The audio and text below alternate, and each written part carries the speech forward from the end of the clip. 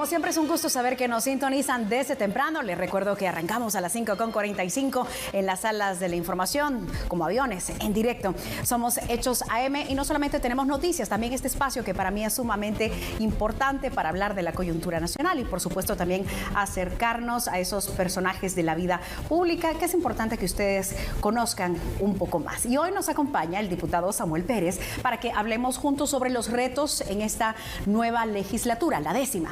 Diputado Samuel, ¿cómo estás? Qué gusto saludarte. Qué gusto, Susana, qué gusto estar por aquí.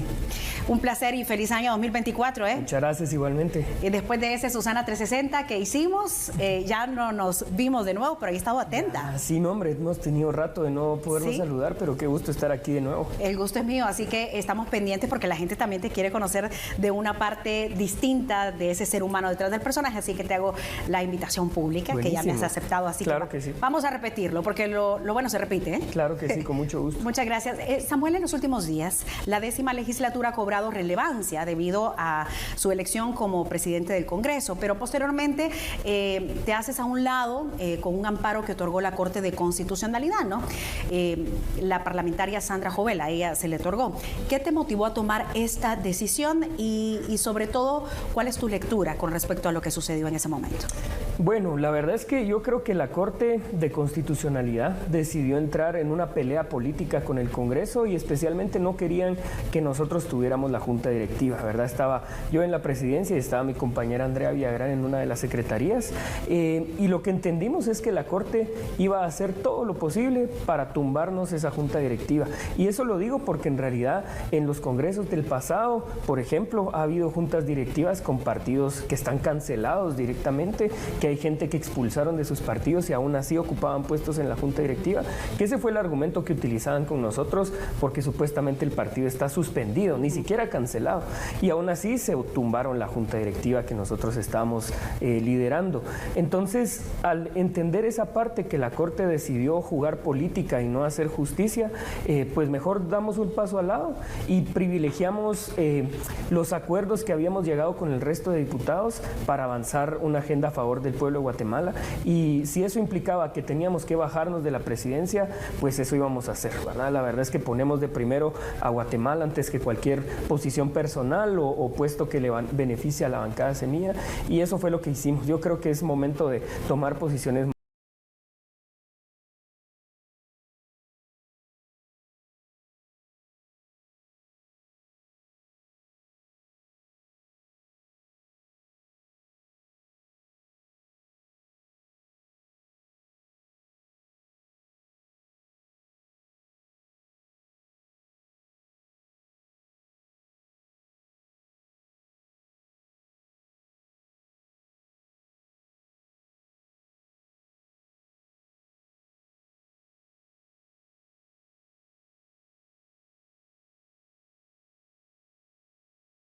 De cosas. Empezamos a abrir las puertas del Congreso, otra vez llenamos el palco de gente, ¿verdad? Porque las sesiones del Congreso tienen que ser lo más públicas posibles y las prácticas opacas, ¿verdad? Eran que cerraban las puertas a la gente para que entrara y no pudiese ver las sesiones en el Congreso. Entonces lo abrimos, la primera sesión, la única que yo logré presidir, teníamos a toda la gente ahí en el palco y era muy bonito verlo porque así tiene que vivirse la democracia en Guatemala.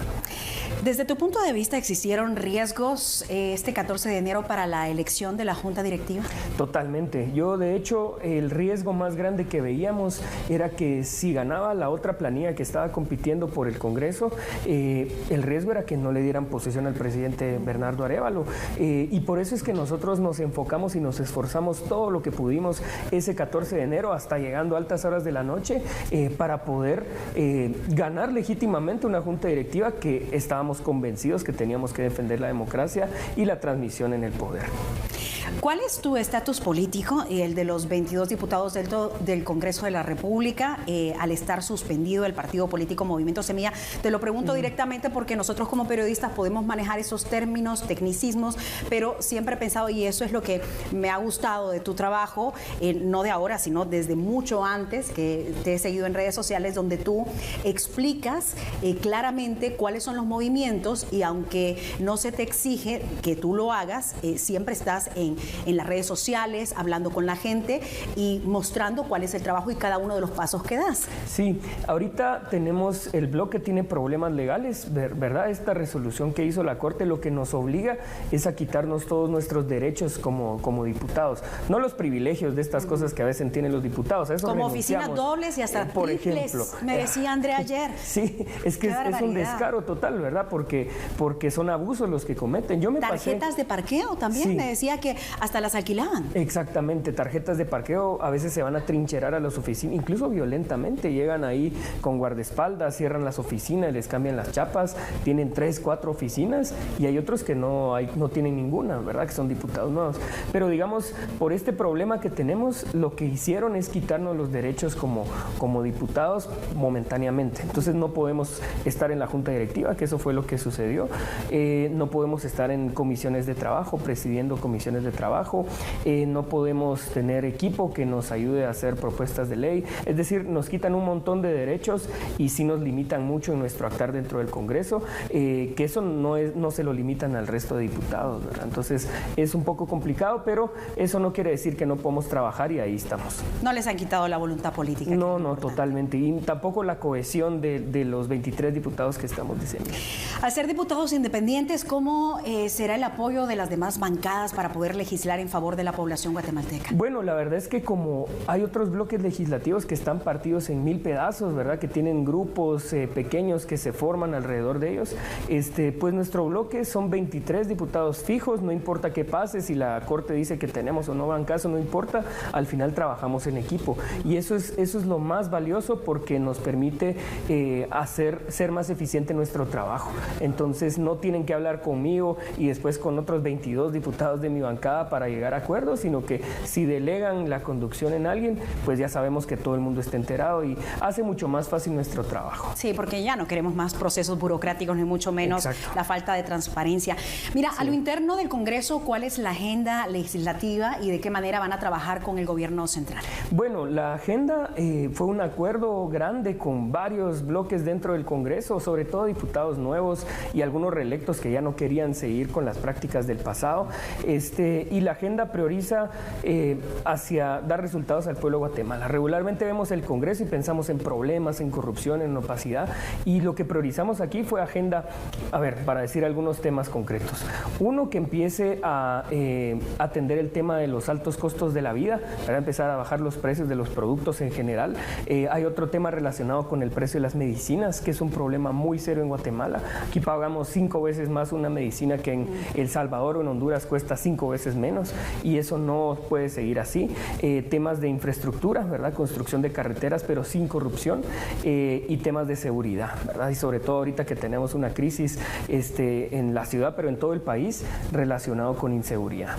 Ni hablar, mira, hoy comenzando la mañana ya teníamos 2 ataques armados, uno en el área del Obelisco y otro en la zona 11. Sí, no lo he visto, y ayer estaban en el Hospital Nacional algunos problemas de inseguridad y de asaltos. Eso tiene que parar definitivamente, y el Congreso puede darle herramientas al gobierno para que pueda actuar mejor. Muy bien, muchas gracias. La verdad es que quisiéramos mucho más tiempo, pero ya hoy tenemos la nominación también de los Oscar, así que te agradezco muchísimo el espacio. Vamos a estar atentos y gracias por la apertura a la prensa, porque eso es importante, independientemente de la ideología que uno tenga, de la posición. Al final son puestos de elección popular, que por eso son de elección popular. Así es, ¿verdad? Así es, y aquí a la orden, y qué gusto. Un gusto. Que estés muy bien, que Dios te bendiga. Nosotros tenemos más información en esta mañana de martes en Hechos AM.